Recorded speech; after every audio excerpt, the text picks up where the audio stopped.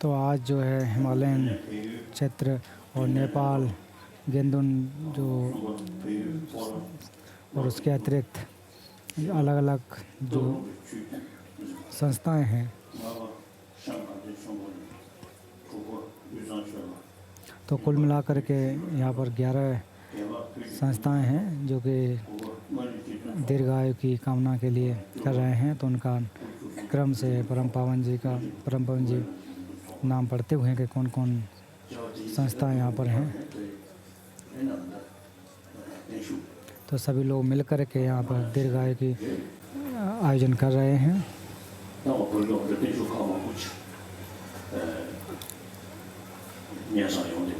तो इस प्रकार से अभी बहुत सारे थे जो दीर्घायु के लिए बहुत सारे निमंत्रण आते हैं, लोग आह्वान कर रहे हैं। अगर सब कुछ को स्वीकार करते रहें तो मुझे भी उतना समय नहीं है। तो उसके प्रकार से कहा कि तो मिलकर के अगर किया जाए तो अच्छा होगा।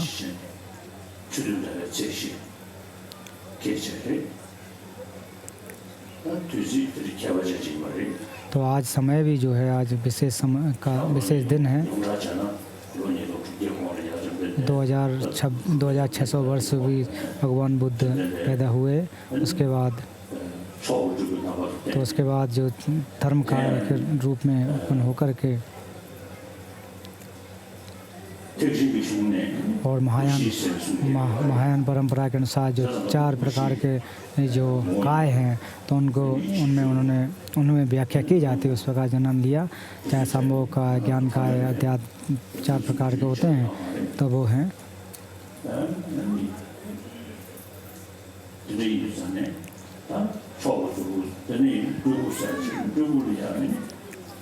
जैसे कि अवतार की बात की जाए तो उसमें अलग अलग उसमें विभेद किए जा सकते हैं कि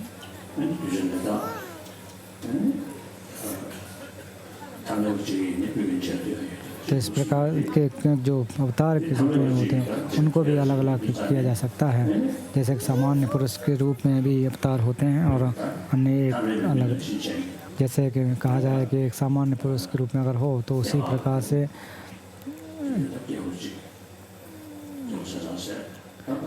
मनुष्य के रूप में जन्म लेकर के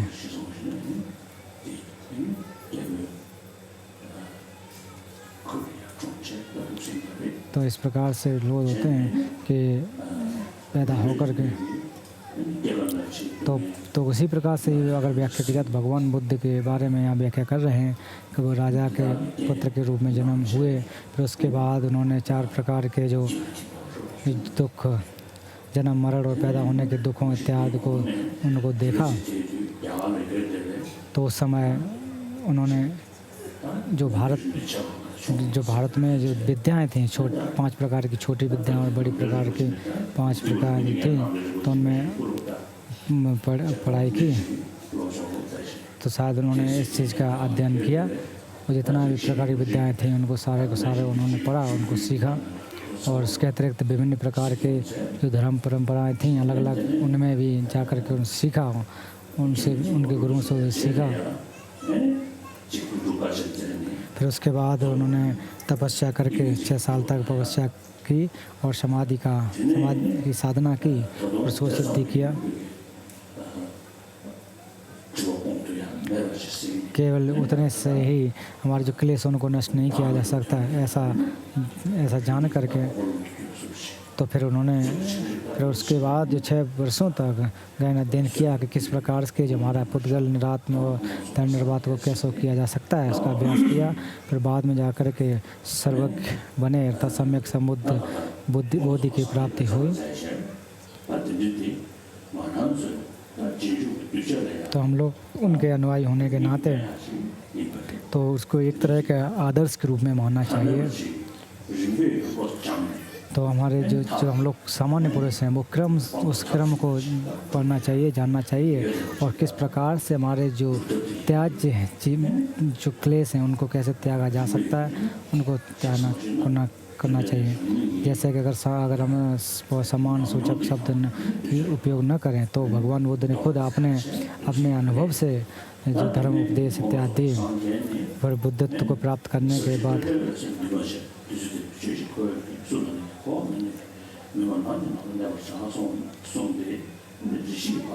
तो फिर उसके बाद जो बुद्धत्व को प्राप्त करने तक उन्होंने जो भी कठोर कार्य किए जी,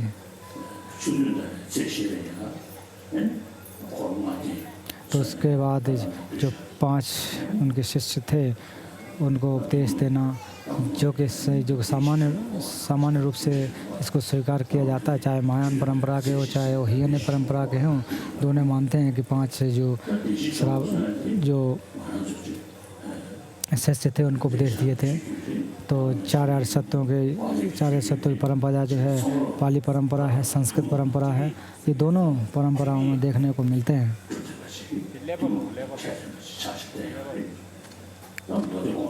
तो इसी प्रकार संधि विमोचन सूत्र, तो उसमें जो प्रज्ञा पारमिता हृदय सूत्र, उसके उत्तरार्थ वैशाली में अंतिम धर्म उपदेश दिया। तो भगवान बुद्ध के जो वचन हैं, तो कुछ ऐसे कहने वाले भी थे कि भगवान बुद्ध के जो महायान ग्रंथ हैं भगवान बुद्ध के वचन नहीं है, ऐसा इस प्रकार की व्याख्या करने वाले थे। तो उनको सिद्ध करने के लिए, उनको समझाने के लिए तृतीय धर्म चक्र उपदेश दिया गया। तो इस प्रकार के जो समाज में देखा जाए या फिर इतिहास में देखा जाए तो इनमें सब में देखने को मिलता है। तो जो जहाँ के प्रज्ञा पारमिता पृथक पारमिता सूत्रों की धर्मचक्र तो उपदेश की बात किया जाए तो सब तरफ से देखने को नहीं मिलती, कुछ विशेष लोगों के लिए कहा गया था। और जो कि तो आज जो है आज प्रथम धम्मचक्र उपदेश का दिवस होने के ना, तो आज अब जो दीर्घ आयु के लिए भी आज का दिन रखा गया। तो उसमें भी अलग अलग पूजा इत्यादि हैं। तो उसके साथ साथ तो उसमें पूजाएं इत्यादि की जाएंगी। तो इन जो पूजाएं उनको आप करें तो अच्छा होगा। तो यहाँ पर कई एक संस्थाओं के लोग आए हुए हैं, बहुत लोगों ने इसको आयोजन कर रहे हैं। तो आप लोग जो भी हैं वो धर्मानुयायी के रूप में हैं और धर्म का अभ्यास करना चाहिए। और आप लोग प्रत्यक्ष रूप से अपने गुरु को दीर्घायु की कामना कर रहे हैं। तो हम लोगों के लिए एक तरह से गुरु और शिष्यों के बीच जो संबंध है वो एक तरह का संबंध है, इस तरह से कर रहे हैं। तो इस प्रकार से मेरा ये संबोधन है। तो इसमें तो हमेशा मैं कहता हूँ, मैं उपदेश देता, आप लोग सुनते रहते हैं। तो बहुत सारे लोग ऐसे भी होंगे जो इन चीज़ों को नहीं जानते होंगे। तो मैं हमेशा कहता हूँ कि तो धर्म का जो अर्थ है, तो धर्म क्या है, तो धर्म का आखिर आवश्यकता क्या होती है, इसकी ज़रूरत क्या होती है, इसके बारे में सोच विचार करना चाहिए।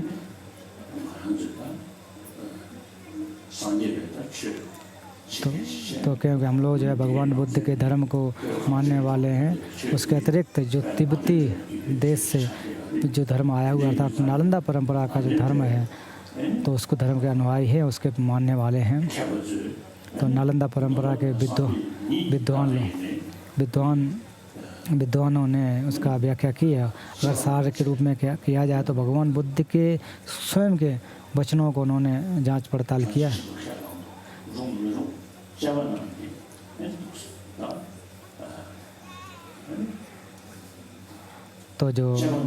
तो उन्होंने खुद उनके वचनों को देख करके कि जो भगवान बुद्ध ने कहा है तो वास्तव में उनको ऐसे शब्दार्थ माना जा सकता है कि नहीं माना जा सकता है, उन्होंने खुद जान करके देखा है कि अगर अगर भगवान बुद्ध के सब वचनों को शब्द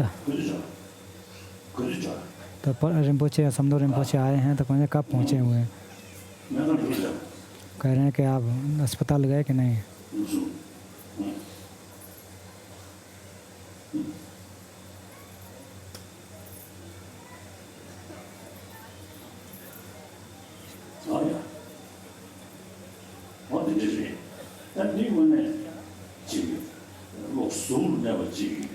तो इसी प्रकार से हमें एक तटस्थ भाव से चित्त से अगर हम देखते हैं, उसका आकलन करें, तो भगवान बुद्ध के स्वयं के वचन क्यों ना हो, तो उनके में जांच पड़ताल करना चाहिए, उनको जांच पड़ताल करना चाहिए।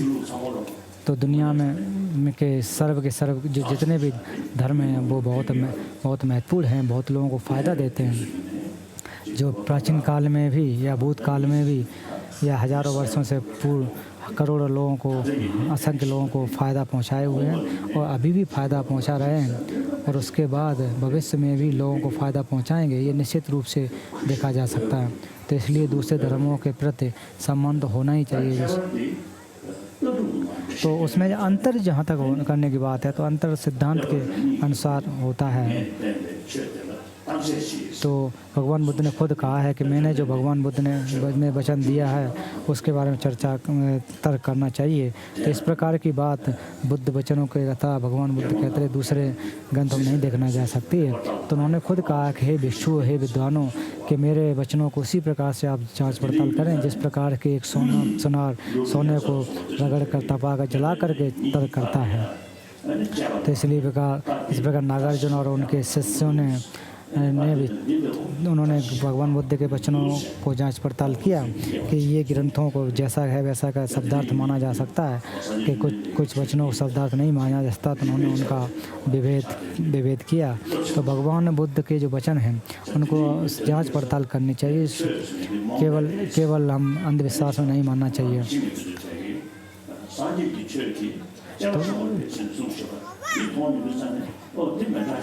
तो इसलिए भगवान लोग अक्सर जो है धर्मों को एकदम अंधविश्वास के रूप में मान लेते हैं, बिना जांच पड़ताल करके मानते हैं।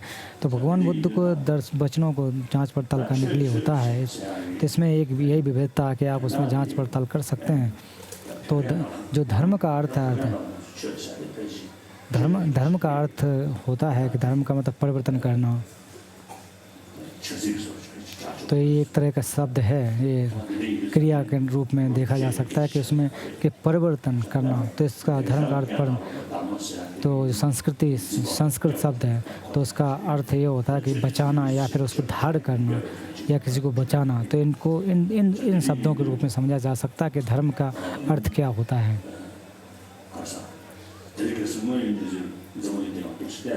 तो आजकल हम इस दुनिया में अगर देखें तो इस दुनिया में लगभग 7 अरब के आसपास लोग हैं और सभी लोग कहते हैं कि उनको दुख की प्राप्ति न हो और सबकी सुख की कामना करते हैं, सब सुख चाहते हैं। तो इसलिए जब सुख की कामना करते हैं तो आज के दुनिया में जो शिक्षा की बात अगर की जाए तो ज़्यादातर लोग जो भौतिक चीज़ें हैं उन पर ध्यान देते रहते हैं या उसको मुख्य उद्देश्य मान करके शिक्षा प्रणाली को आया करते हैं। तो खासकर जो हमारे जो पदार्थ हैं या फिर भौतिक चीज़ें हैं, जो हमारी इंद्रियों, जो 5 इंद्रियों हैं, उनको उपयोग करने की जो उपयोग हैं वो करने के लिए जो चीज़ें हैं उनके बारे में सोचते रहते हैं। तो ये चीज़ें इस तरह की चीज़ें आवश्यकताएं होती हैं, हमारे अपने शरीर को चलाने के लिए इनकी आवश्यकता होती है। लेकिन अगर कहें कि इन चीज़ों से भौतिक विकास से हमें शांति या फिर हमारे जीवन परिपूर्ण हो सकता है तो वो ऐसा संभव नहीं है। तो इस प्रकार चाहे लोगों के पास कितना भी धन क्यों न हो, लेकिन फिर भी मन में दुख, डर, एक दूसरे पर क्रोध, घृणा आदि हमारे मन में पैदा होती रहती हैं। तो इसलिए जो हमारी जो सुख है या शांति है या तसल्ली है, तो हम सभी लोगों की कामना एक जैसी है। लेकिन फिर भी तो ऐसा हम लोग मानते हैं, लोग ऐसा मानते हैं कि जो सुख है वो बाह्य भौतिक पदार्थों से प्राप्त हो सकती है। तो आजकल आजकल बहुत सारे जो शिक्षाविदी लोग हैं वो भी ऐसा मानते हैं कि आज की जो शिक्षा प्रणाली या भौतिक युग के लिए लोगों के हित के लिए उतनी कारगर साबित नहीं हो रही है। तो हमारे मन तो वैज्ञानिक लोग भी ऐसा मानते हैं कि हमारे शारीरिक सुख और मानसिक सुख दो प्रकार के होते हैं और मानसिक सुख की आवश्यकता सभी लोगों को है, ऐसा वैज्ञानिक लोग भी मानते आ रहे हैं। और मन की जो शांति उसको सिद्ध करने के लिए, उसको प्राप्ति करने के लिए, तो इसको नष्ट करने के लिए, मन की शांति को नष्ट करने की चीज़ें क्या हैं, कहाँ से नष्ट होते हैं? तो इनको जो हमारे मानसिक सुख है उसको नष्ट करने के लिए हमारे कोई बाहरी चीज़ें हैं ऐसा नष्ट नहीं कर सकती हैं। इसको नष्ट करने के हमारे आंतरिक चीज़ों से ही उसको नष्ट किया जा सकता है। और ये चीज़ हमारे आसक्ति या फिर दूसरों पर द्वेष या घृणा, उसके द्वारा भी हमें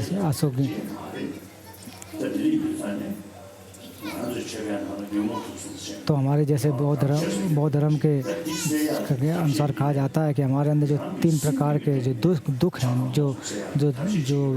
जो विष हैं, तो उनको नष्ट करने के लिए हमें स्वयं से अपने चित्त के द्वारा, अपने मन के द्वारा इनको नष्ट किया जा सकता है। बाहरी किसी पदार्थ से या किसी चीज़ से इन्हें जो नष्ट नहीं किया जा सकता है।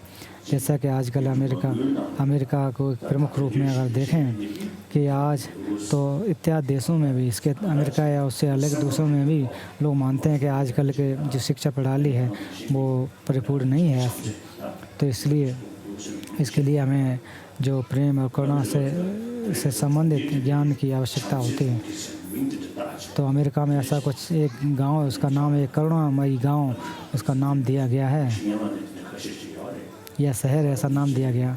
तो ऐसे लोग ऐसे काम कर रहे हैं। तो इस प्रकार के चीज़ों में हमें ध्यान देना चाहिए, क्योंकि समाज में शांति और सुख की आवश्यकता होती है। चाहे धर्म का अभ्यास हो या न हो, प्रेम और करुणा की आवश्यकता एक चरम सीमा पर होनी चाहिए। तो ये सभी लोगों के लिए आवश्यकता है और ऐसा हम देखते हैं। चाहे इसी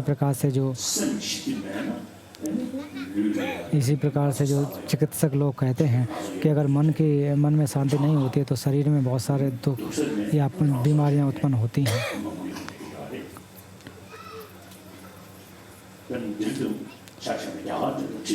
जैसे कि आजकल भारत में देखें कि कुछ जो शहर हैं उनमें बहुत सारे लोग आत्महत्या करते हैं, लेकिन गाँव में आत्महत्या करने वाले लोगों की संख्या कम देखी जा सकती है। तो ये एकदम स्पष्ट है कि जो शहर में रहने वाले लोग हैं तो वो एक दूसरे का अनुभव करते हैं या फिर या विकास इत्यादि को देखते हैं। तो उसके वजह से और फिर वो समाज की जो चीज़ें हैं या अपने पास ना होना उसके पास हैं, ऐसी भावना उत्पन्न होने के बाद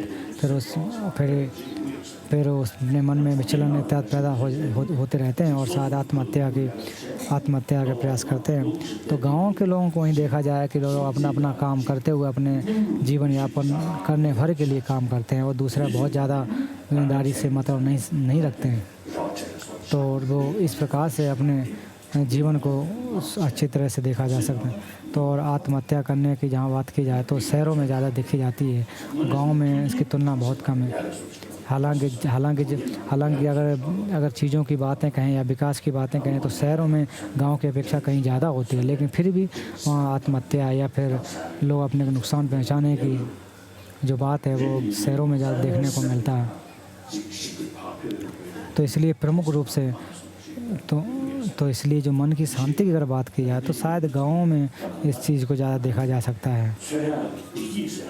इसलिए हम लोगों को जो सुख की बात अगर की जाए तो सुख की अगर बाहर कहें कि कहीं बाहर से आ सकता है, ऐसा संभव नहीं, अंदर की तरफ देखना चाहिए। तो लगभग 200 वर्षों के दौरान जो वैज्ञानिक लोगों के तो जो विज्ञान की चीज़ें हैं या फिर जो आधुनिक युग में जो हथियार की बातें कहें या भौतिक विकास की बातें कहें, वो काफ़ी उसका विकास हुआ और धीरे धीरे तो फिर धीरे धीरे जो विकास है वो काफ़ी विकास हुआ। फिर उसके बाद ये अनुभव करने जाने लगा कि उस विकास से बहुत ज़्यादा लाभ नहीं हो सकता है, चाहे धर्म को मानने वाले हों चाहे धर्म को मानने वाले ना हों, लेकिन प्रमुख रूप से हमारे जो मन की शांति है वो प्रमुख रूप से है, परम आवश्यक है।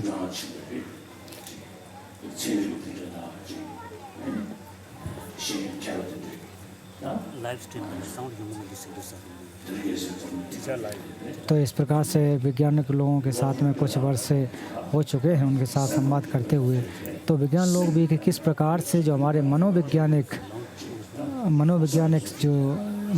के आधार पर है उसके सिद्धांत को उनको किस प्रकार से अध्ययन करना चाहिए।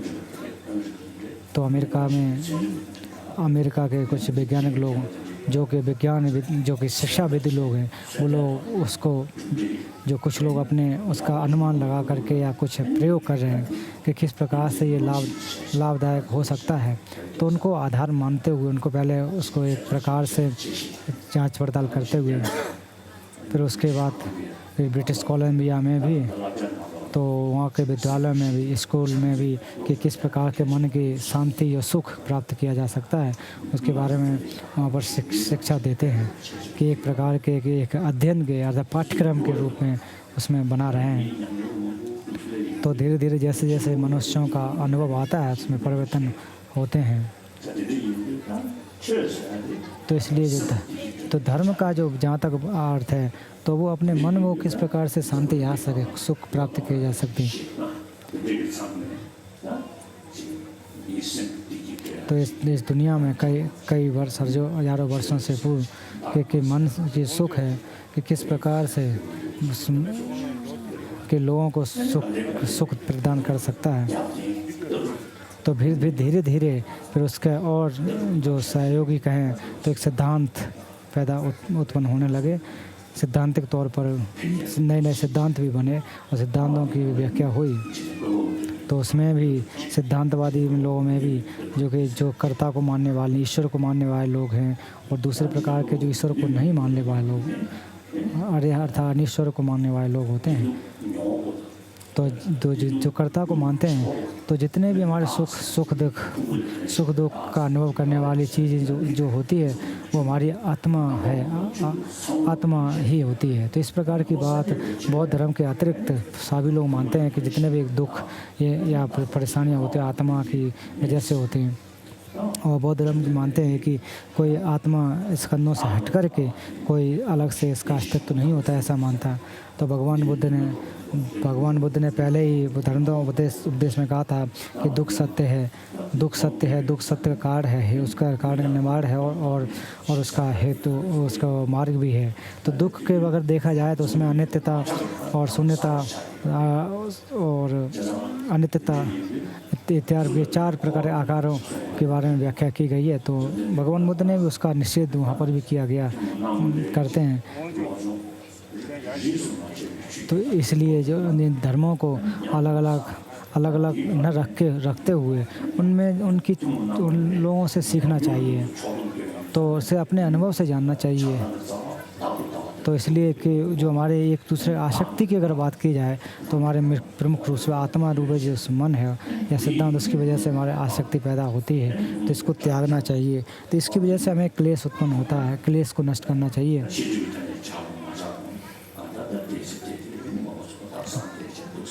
तो हमें इस प्रकार से जांच पड़ताल करना चाहिए। तो भगवान बुद्ध ने अपने अनुभव के अनुसार ही कि अनात्म सिद्धांत को दर्शन दिया है। तो जिस दुनिया में बहुत सारे धर्म हैं, अलग अलग प्रकार के धर्म या परंपराएं देखने को मिलती हैं, तो शायद उन सभी धर्मों देखा जाए तो केवल बौद्ध धर्म ही एकमात्र ऐसा है जो कि अनात्म के सिद्धांत को मानने वाला धर्म है। तो ऐसा नहीं है कि अनात्मा को अगर हम जानना चाहें तो पूजा पाठ करें, उससे हम जान लें, या फिर मंत्र पढ़ने से अनात्मा को हम जान लें, या और कुछ करें उससे हम अनित्यता को जान लें, ऐसा निरात्मता को मान लें, तो ऐसा संभव भी नहीं है। तो इसलिए इसको जानने के लिए, निरात्म को जानने के लिए उद्गल और धर्मरात को जानने के लिए अपने प्रज्ञा का बार बार उपयोग करना चाहिए, उसका उपयोग ज़्यादा से ज़्यादा करना चाहिए। तो इसके लिए भगवान बुद्ध ने प्रज्ञा चार अर्थ सत्य का उपदेश दिया, उसका प्रज्ञा पारमिता सूत्र का उपदेश दिया। तो उसका प्रज्ञा पारमिता ये जो हृदय सूत्र, तो उसका जो धर्म चक्र था उसमें खास कर प्रज्ञा पारमिता हृदय सूत्र में कहा गया। तो कि किस प्रकार से हम जो हमारी जो पारमिताएँ हैं उनको कैसे प्राप्त कर सकते हैं, कि बुद्धत्व को प्राप्त करने के लिए जो हमारी पारमिताएँ हैं उनकी आवश्यकता होती है, उनके सहयोग से हम बुद्धत्व को प्राप्त कर सकते हैं। तो इसको जो विषय है वो प्रज्ञा पारमिता सूत्र हैं। तो इसमें खास कर कहा गया कि प्रज्ञा पारमिता, ना कि ध्यान पारमिता या फिर शांति पारमिता इत्यादि बात न करते हुए खास कर यहाँ प्रज्ञा पारमिता के रूप में जोड़ दिया गया। जैसा कि यहाँ भगवान बुद्ध की बात की जाए तो उनको सर्वज्ञ कहते हैं। तो सर्वज्ञ कहने का यहाँ तात्पर्य है कि सब चीज़ों को जान लेना, अर्थात प्रज्ञा के आधार पर उनको सर्वज्ञ कहा गया। तो नालंदा परंपरा का जो धर्म है वो खास कर वो प्रज्ञा पर आधारित है। तो इसलिए अगर जहाँ तक प्रेम और करुणा की बात की जाए तो वो समान है, लेकिन सिद्धांतिक तौर पर इसमें अंतर किया जाता है। तो इसमें तीन प्रकार से शिक्षाएँ होती हैं। शील समाधि प्रज्ञा की जो शिक्षाएँ वो चाहे अबोध हों चाहे बौद्ध, उनमें दोनों में बराबर रूप से देखने को मिलती हैं। लेकिन भगवान बुद्ध के दर्शन में तीन दर्शनों को उसको विशेष इसलिए कहा गया क्योंकि उसमें अनात्म के सिद्धांत यहाँ जुड़ा हुआ है, इसलिए उसको विशेष रूप से त्रिशिक्षा का नाम दिया गया है। तो यहाँ अंतर इसी तरह समझें कि अनात्म के सिद्धांत को विशेष रूप से यहाँ स्थान देने की वजह से अबोधों से हट कर के त्रिशिक्षा के रूप में देखा जा सकता है। हालांकि अगर मूल रूप से अगर बात की जाए तो सभी धर्म चाहते हैं कि किस प्रकार से जो मन की शांति को प्राप्त की जा सकती है। तो मन जो हमारे मन की सुख को भंग करने की अगर मूल की बात की जाए तो हमारे जो अटैचमेंट अर्थात हमारे आसक्ति है या तीन प्रकार के दुख हैं, क्लेश हैं, राग हैं, तो इनकी वजह से ये नष्ट हो जाते हैं, इनकी वजह से नष्ट होते हैं। तो ये कोई सिद्धांत कोई बात नहीं होती है। तो उसमें जो हमारे ईर्ष्या जो बात है, ईर्ष्या आने की वजह से आने के मतलब यही होता है कि जब हम किसी के प्रति आसक्ति रखें, तो आसक्ति तभी उत्पन्न होती है जब हम अज्ञान होते हैं। तो अज्ञानता की वजह से या फिर अज्ञान एक तरह के अंधकार रूप में है तो उसकी वजह से हमें अंधकार उत्पन्न होता है। तो इसलिए राग द्वेष मोह तीन प्रकार के तीन दोषों को माना गया है। तो इन तीनों प्रकार के जो विष हैं, विषों को नष्ट करने के लिए विधि या तरीके बताए गए हैं कि भगवान बुद्ध के धर्म के अनुसार किस प्रकार के अपने त्रिविष को नष्ट किया जा सकता है। तो इसीलिए अगर अपने बुद्धि के हिसाब से अगर देखें तो ये भगवान बुद्ध का धर्म हट कर के हैं।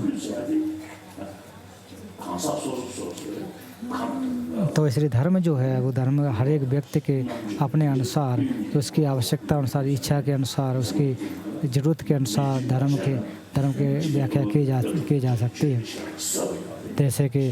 जैसे कि जो लोग इन बातों को मानते हैं कि सारा के भाव जो ईश्वर ने बनाया है, तो उनके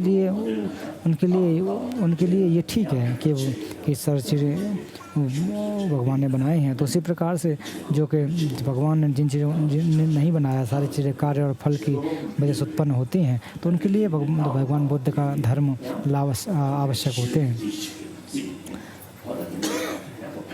तो इस प्रकार से तो अलग अलग परंपराएं अपने अपने तरीके से लाभदायक होती हैं। लोगों को अपने आवश्यकताओं के अनुसार धर्म का आवश्यकता होती है। ऐसा नहीं कह सकते हैं कि सभी लोगों के लिए धर्म एक धर्म है। तो भगवान बुद्ध ने खुद अपने वचनों में कहा है, तो कुछ वर्षों तो उन्होंने कहा कि हमारे जो स्कंद हैं, तो उन्होंने कहा कि जो हमारे स्कंद को ले जाने वाला जो आत्मा या आत्मा नाम की चीज़, ये चीज़ें नहीं होती है।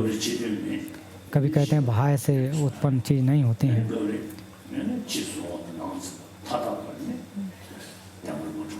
तो उन्होंने कहा कि आंतरिक और बाह्य दोनों चीज़ें जो स्वयं से सिद्ध नहीं होती हैं, तो इस प्रकार की उन्होंने व्याख्या की है।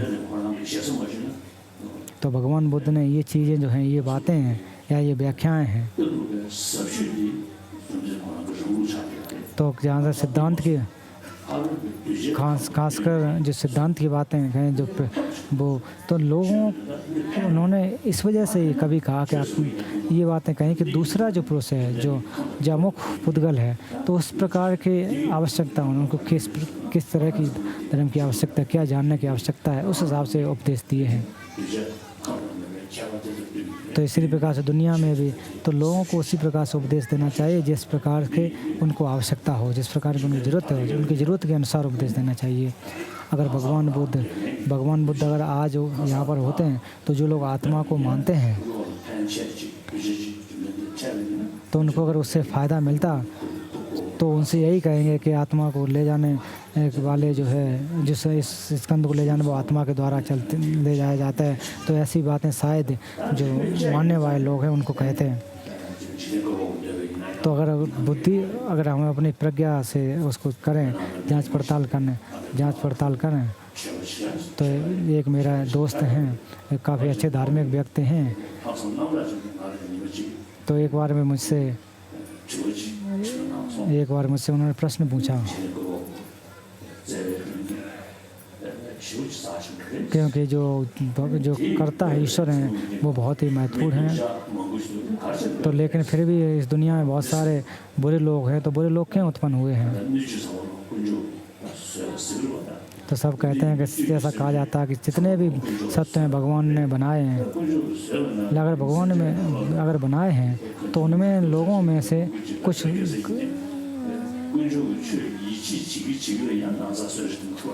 तो इसी जगह कहा कि मैंने उत्तर किया कि भगवान में अपनी आस्था रखते दूसरे हत्या भी लोगों की हत्याएँ करते हैं, बलि इत्यादि चढ़ाते हैं।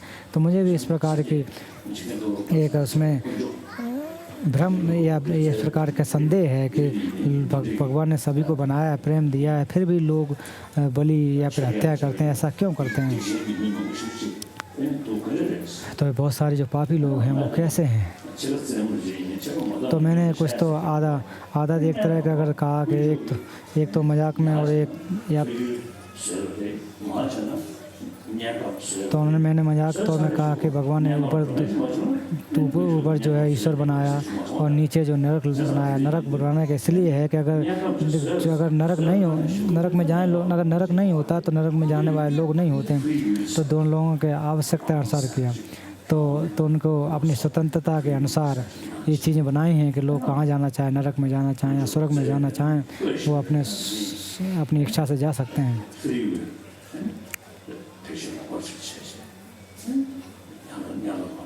तो कभी जो चीज़ें हैं उनको अच्छी तरह से उपयोग न करना है या गलत उपयोग करने, अपने जो आचरण हैं उनको गलत उपयोग करने से नरक इत्यादि में जाना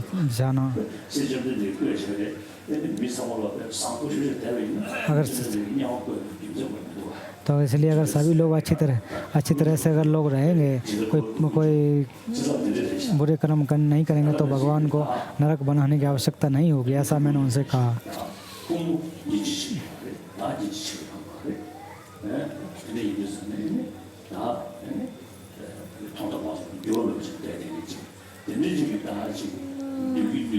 तो इसी प्रकार से अगर हम आत्मा को इस प्रकार से मानते हैं कि जिसमें कोई परिवर्तन न हो, जिसमें कोई अंतर न हो, तो उसके द्वारा हम बुद्धत्व को प्राप्त करें, अरहत को प्राप्त करें, तो ये संभव नहीं हो सकता है। तो इसलिए बौद्ध धर्म के अनुसार अगर देखा जाए, कुछ स्वभाव से सिद्धता की बात की जाती है। तो अगर स्वभाव से सिद्ध अगर उत्पन्न होते हैं तो दूसरे चीज़ पर वो निर्भर नहीं होगी। अगर दूसरे पर निर्भर नहीं होगा तो उसमें कोई परिवर्तन नहीं होगा, कोई कार्य नहीं होगा, तो उसमें कर्म और फल का सिद्धांत लागू नहीं होगा। तो इस प्रकार से हम देख सकते हैं कि दूसरे चीज़ हेतुओं से उसमें निर्भर होते हैं, बिना निर्भर हुए उत्पन्न नहीं हो सकता।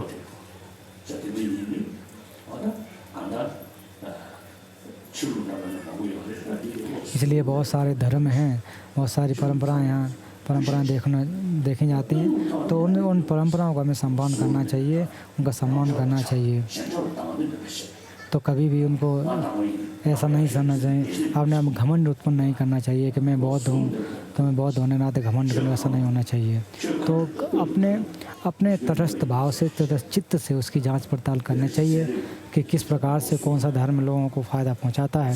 जैसा कि आजकल बहुत सारे वैज्ञानिक लोग उसी प्रकार से जांच पड़ताल करते हैं, किसी में आसक्त न होकर के, एक तरफा न होकर के उसकी जांच करते हैं कि वास्तविकता क्या होती है। तो पहले लोग ऐसा कहते हैं कि जो हमारा मन है या मस्तिष्क उससे हट कर के कोई मन नहीं होता, चित्त नहीं होता। फिर धीरे धीरे उसका जब जांच पड़ताल जब करते हैं तो फिर वो भी इस बात को मानते हैं कि ये चीज़ें संभव हैं। तो कुछ लोग ऐसे हैं वैज्ञानिक लोग कि तटस्थ भाव से जो भी मशीनें हैं उनके द्वारा जांच पड़ताल करते हैं कि वास्तविकता क्या है, उसकी जांच करते हैं। एक वैज्ञानिक और कोई डॉक्टर लोग ऐसी बार उनसे हमारी वार्ता हुई, तो एक बार थोड़ा सा उनसे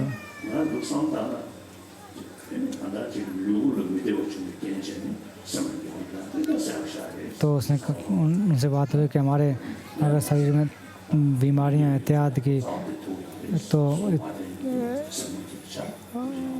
बहुत सारी चीज़ें जो हैं बाहरी कारणों से उत्पन्न होती हैं।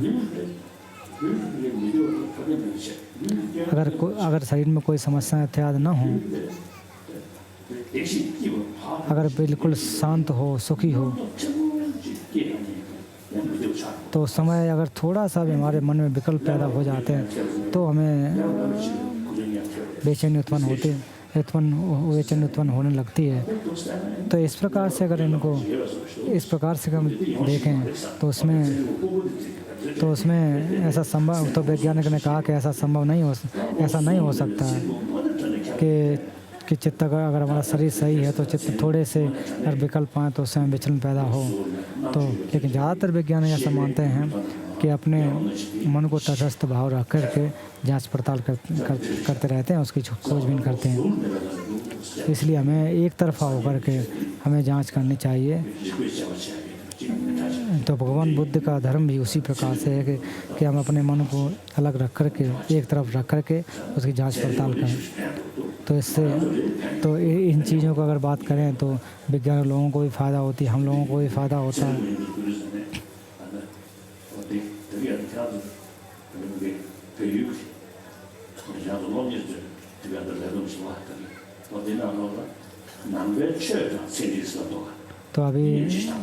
तो अभी जब आप लोग तर्क कर रहे थे, नेपाल के जो विचलो नीचे तर्क शास्त्र का अभ्यास कर रहे हैं, उस समय बुद्ध धर्म और जो विज्ञान है उसमें अंतर करना चाहिए और उसमें संवाद करना चाहिए कि ये चीज़ें क्या हैं।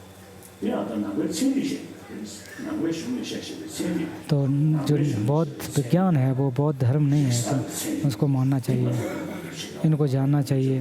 तो हम लोग जो अध्ययन करते हैं, जो सिद्धांत इत्यादि पढ़ाई करते हैं, तो मैं उस समय आप लोगों को बताना चाहता था। तो बौद्ध धर्म का सिद्धांत और बौद्ध धर्म, इन दोनों में, इन शब्दों में अंतर समझना चाहिए। तो मैं 20 वर्ष से अधिक वैज्ञानिक लोगों के साथ में संवाद करता हूँ।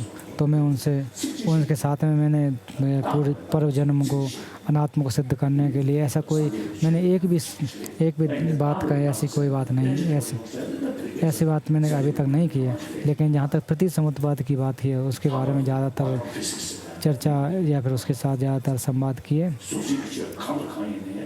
तो आजकल अगर क्वांटम फिजिक्स की बात की जाए, जो रूपधारी धर्म है, तो उनको अगर हम जांच पड़ताल करें तो विज्ञान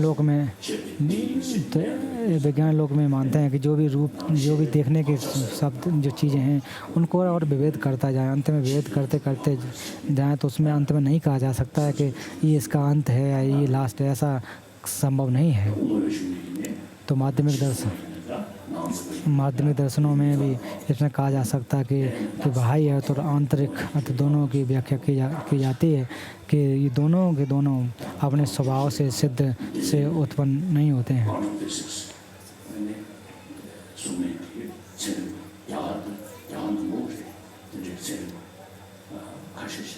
तो भारत में क्वांटम फिजिक्स के बारे में जहाँ पर एक प्रकार के संवाद करने वाले वैज्ञानिक भी यहाँ पर हैं। तो इस प्रकार की अगर हम बात करें, सिद्धांत की बातें करें या फिर एक दूसरे की, तो सिद्धांत के तौर पर अगर बौद्ध धर्म की बात करें तो शायद सभी धर्मों से विशाल है या गंभीर भी है। तो कुछ दिन पूर्व एक वैज्ञानिक अमेरिका में एक वैज्ञानिक साथ हमारा वार्ता हुआ, तो उनसे मैंने कहा कि जो बौद्ध धर्म जो कि वैज्ञानिक के अनुसार और बौद्ध धर्म के अनुसार कि बाह्य जो पदार्थ हैं, जो वस्तु हैं, उनका किस प्रकार से अस्तित्व होता है।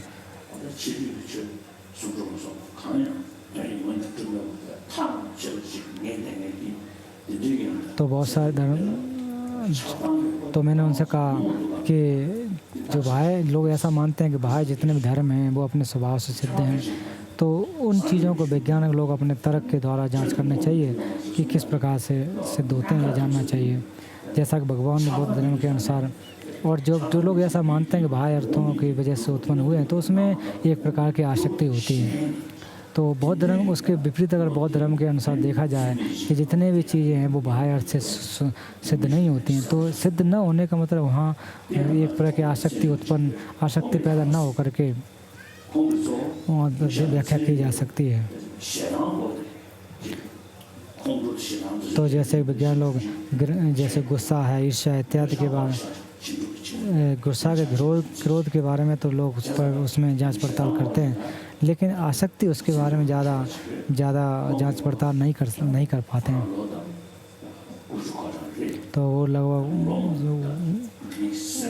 तो उनकी उम्र 19 से 90 से ऊपर है, लेकिन फिर भी वो खासकर मनोविज्ञान के बारे में जांच पड़ताल करते हैं कि जब हमारे अंदर जब ईर्ष्या पैदा उत्पन्न होती है तो उस समय बाहर जो बाहरी पदार्थ हैं वो हमें बुरे दिखाई देते हैं, और जो बुरे दिखाई देने के या फिर उसके जो कुरूप दिखाई देते हैं उसमें 90% वो हमारे क्रोध की वजह से, हमारी ईर्ष्या की वजह से या मिथ्या दृष्टि की वजह से ऐसे दिखाई देते हैं। वास्तव में इतने बुरे नहीं होते हैं वो।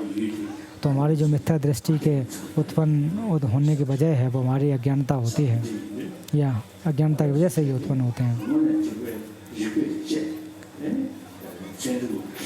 तो इसलिए जो जहाँ तक जांच पड़ताल की बात है, तो वैज्ञानिक लोग भी इसके जांच पड़ताल करते हैं।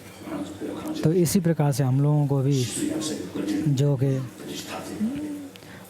नालंदा परंपरा और शांति रक्षित नागार्जुन इत्यादि परंपरा का जो धर्म है उसके बारे में जांच पड़ताल करना चाहिए, खोजबीन करना चाहिए।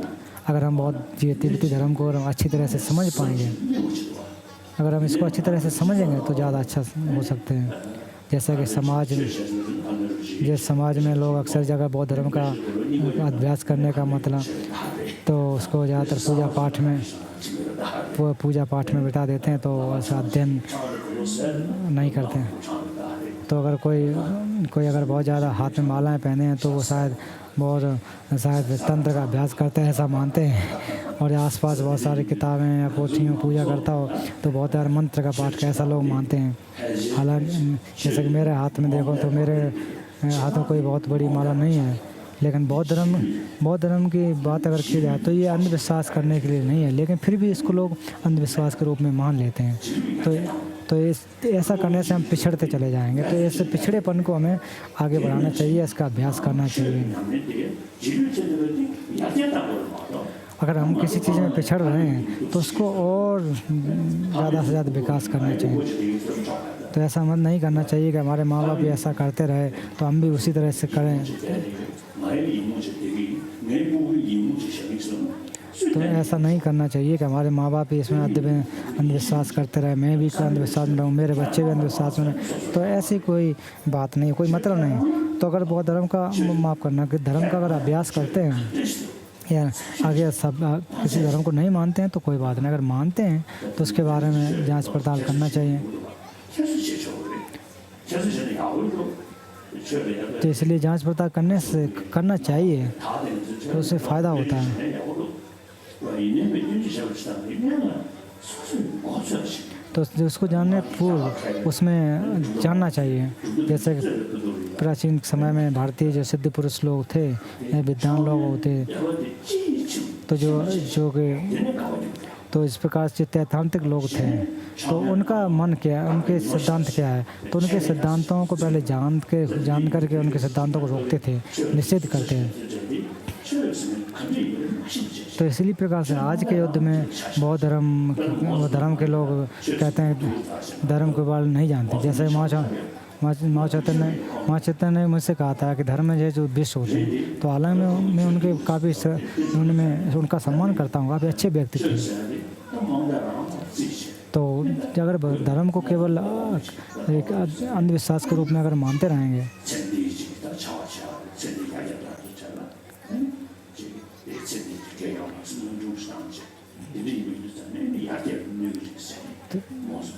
तो उसी प्रकार हमारे चेतन का यहाँ कहने का अर्थ था कि आप उसको अज्ञानता के बस से मानते रहेंगे, अंधविश्वास रूप मानते रहें, कुछ और करें नहीं मानते रहें तो ठीक नहीं है, ये उनका कहना था। तो हम लोगों को भी अगर वही माने कि नहीं हमारा धर्म जो है कि अंधविश्वास के रूप में मानना है, इसमें कुछ हो नहीं सकता, ऐसा अगर मानते हैं तो ठीक नहीं है।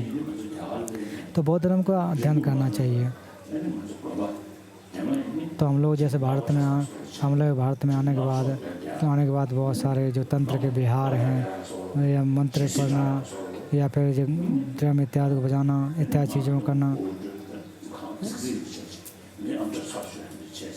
तो इस प्रकार के जो करने से, इससे मैं उनसे कहता हूँ कि इन चीज़ों को करने से बहुत ज़्यादा फ़ायदा नहीं हो सकता है, क्योंकि हम लोग बहुत वर्षों से, सैकड़ों वर्षों से उनसे करते आ रहे हैं, पूजा करते आ रहे हैं, ड्रम बजाते हैं, उससे कुछ ज़्यादा लाभ नहीं हुआ है।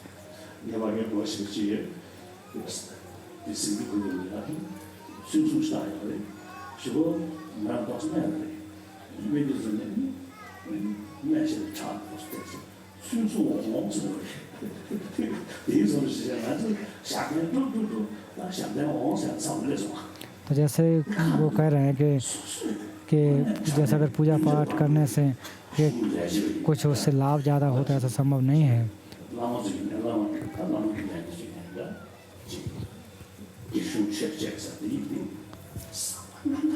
तो इसलिए तो लोगों को अच्छे मन से लोगों को अच्छा हित करना चाहिए।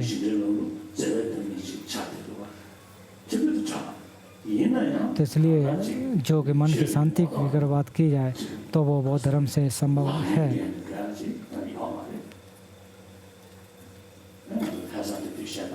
तो जो लासा में ऐसे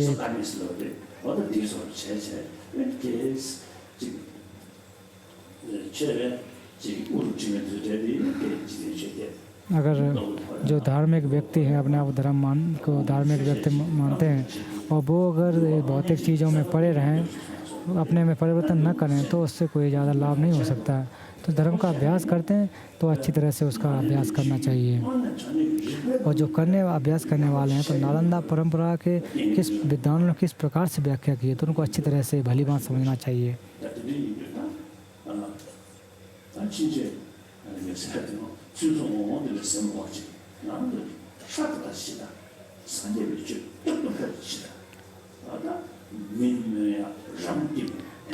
तो भगवान बुद्ध का धर्म को वास्तव में उसका अभ्यास करो, तो उससे सारी चीज़ें, चाहे नाम हो इत्यादि चीज़ें स्वयं से उत्पन्न हो जाती हैं।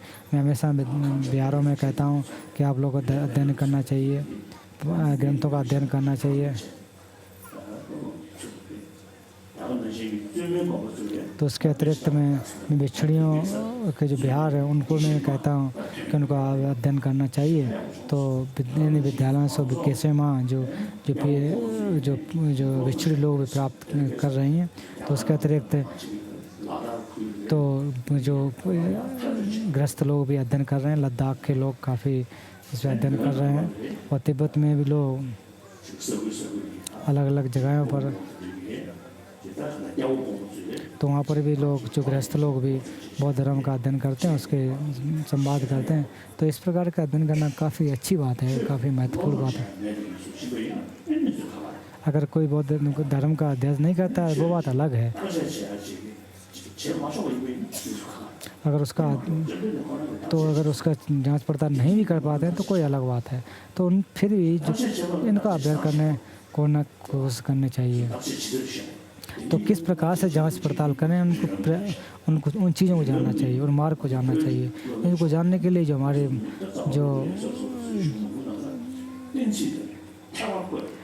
तो उसको जो हमारे मनोविज्ञान के जो तरीके हैं उनको जानना चाहिए कि किस प्रकार से उसका हेतु है, किस प्रकार से सिद्ध किया जा सकता है, उनको जानना चाहिए। इसलिए हमें प्रमाण के ग्रंथ हैं, तो अश्व सिद्धिनाग और धर्म कीर्ति,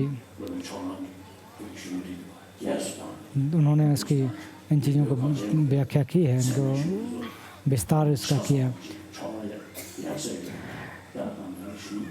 तो तिब्बती परंपरा में अगर देखा जाए तो इन ग्रंथों के इन विद्वानों के सारे ग्रंथ संपूर्ण रूप में देखने को मिलते हैं। तो अब तभी प्राचीन समय से लेकर के आज तक उस पर तर्क वितर्क करते आ रहे हैं, उसके शास्त्रार्थ करते आ रहे हैं। तो अभी तक उसकी परंपरा को जारी करके रखा है, लागू करके रखा है, ये काफ़ी बड़ी बात है। तो ये हमारे एक तरह का सभी लोगों का एक रत्न के रूप में है, केवल तिब्बती लोगों का ही रत्न नहीं है, ये सारे के सारे दुनिया के लोगों के रत्न के रूप में स्थापित हो सकता है, क्योंकि वैज्ञानिक लोग भी इसमें जांच पड़ताल करना पसंद करते हैं।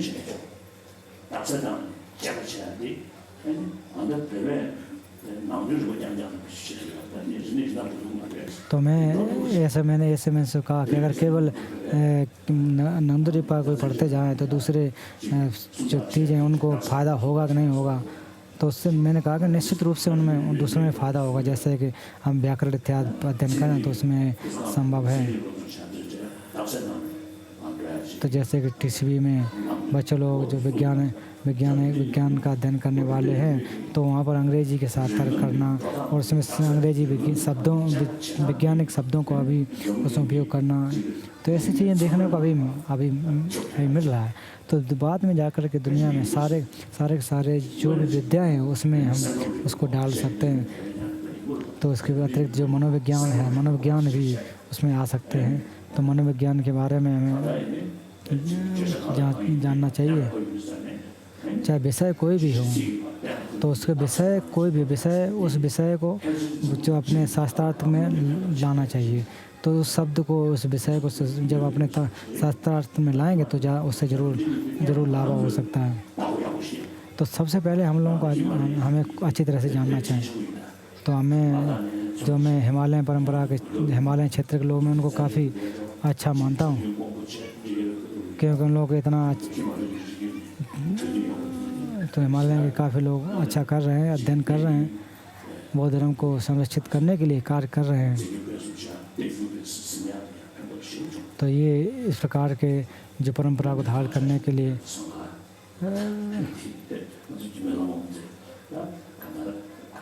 तो यहाँ पर शंकर के कर्नाटक में विश्वविद्यालय के वहाँ पर उमजे हैं, उसके तरह अलग अलग लोग हैं जो हिमालय क्षेत्र के हैं।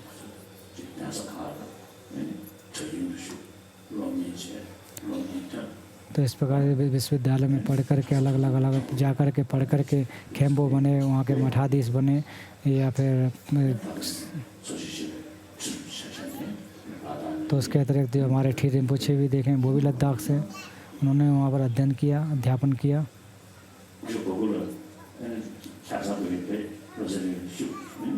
कुसो बकुला भी रोसलिंग में जा कर के, तो उन्होंने वहाँ पर अध्ययन किया। जब अध्ययन करते समय भी वहाँ पर गए उमजे,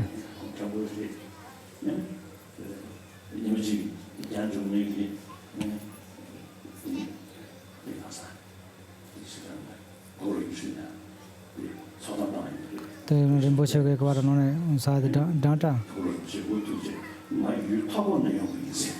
तो उन्होंने कहा कि मैं ऐसे मुझे क्यों डांट रहा है, मैं एक बहुत ही निर्जन क्षेत्र से आया हुआ, ऐसा उन्होंने उनसे कहा।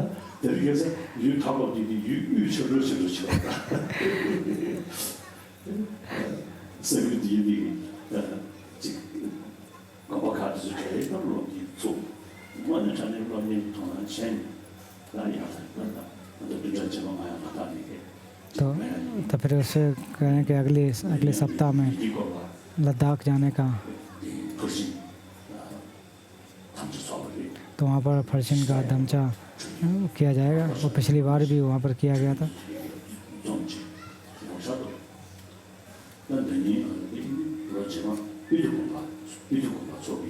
तो पिछली बार कहा था पिछली बार कहा था कि अगली वर्ष पीती गुम्पा में इसका आयोजन किया जाए। तो मैंने इस बार खुद सोचा कि तो मैं जाऊंगा वहाँ। तो मैं आप लोगों को वाकई कृतज्ञ मानता हूँ कि आप लोग हिमालय क्षेत्र के जो मित्र लोग हैं काफ़ी कृतज्ञ हैं मेरे लिए। तो आप लोग अध्ययन कर रहे हैं और अभी भी किए हैं और अभी भी कर रहे हैं, काफ़ी अच्छा है।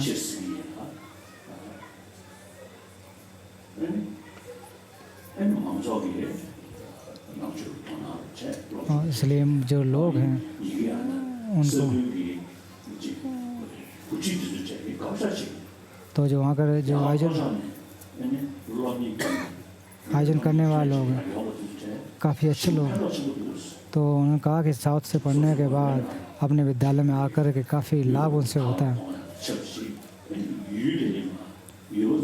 तो वहाँ के स्थानीय लोगों को बौद्ध धर्म का परिचय देना, तो उनसे काफ़ी लाभ होता है, उससे फ़ायदा हो। तो मैं ये मुझे काफ़ी पसंद गया। तो उन्होंने वहाँ के एक जो राजनीतिक व्यक्ति हैं उन्होंने उनसे कहा तो यहाँ पर भी काफ़ी लोग आए हुए, विभिन्न क्षेत्रों से आए हुए हैं।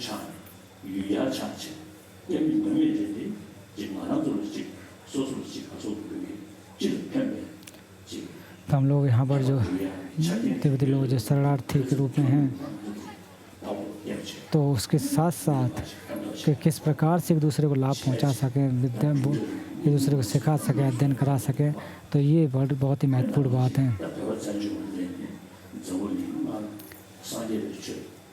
जैसे कि तिब्बती लोग शरण में आने के बाद दुनिया में ऐसी जगह जहाँ पर बौद्ध धर्म को सुना नहीं जा सकता था, वहाँ पर ये धर्म पहुँचा। तो वो लोग ऐसा भी मानते हैं कि तिब्बती लोग जो धर्म है, ऐसा लोग मानते थे कि ये इस्लामाबाद है, लोग शराब पीना या फिर अपना जो क्षम इत्यादि करना ऐसा मानते थे। लेकिन ऐसी जिनकी मिथ्या दृष्टि थी, तो अब वो परिवर्तन हुआ है। तो आज जो पहले उसको केवल एक दर्शनीय के रूप में माना जाता था, लेकिन अब वो चीज़ न होकर के अब वास्तव में सीखने का और जानने की चीज़ें हैं। तो इसलिए पूर्व के जो गुरु लोग हैं काफ़ी मेहनत किया है, उन्होंने मेहनत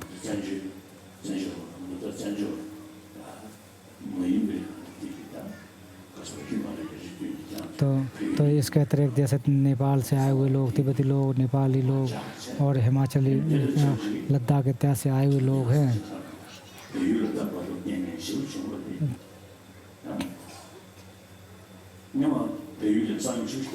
तो पहले तिब्बत तो ऐसा इतिहास में एक बात है कि जब तिब्बत में जब युद्ध की तैयारी, तो उस समय नेपाल में एक बहुत बड़ा भूकंप आया था। तो उस समय कोई कुछ कर नहीं सकते थे, तो लेकर चुपचाप से तिब्बती लोग बैठे।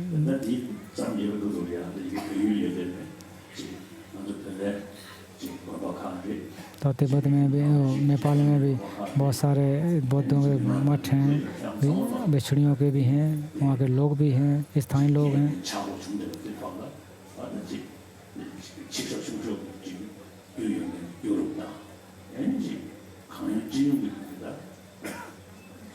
तो आप सभी लोगों को एक दूसरे को, तो आप लोगों ने अभी तक इतना अच्छा कार्य करते आए हैं, सभी लोगों को फ़ायदा दिया है। तो मैं आप सभी लोगों को बहुत धन्यवाद बोलता हूँ।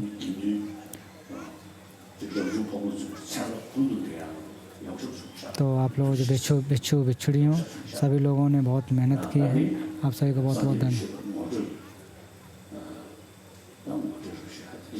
तो इस प्रकार से ये बौद्ध धर्म का चाहे परिचय कहो या संक्षेप में उपदेश के रूप में है।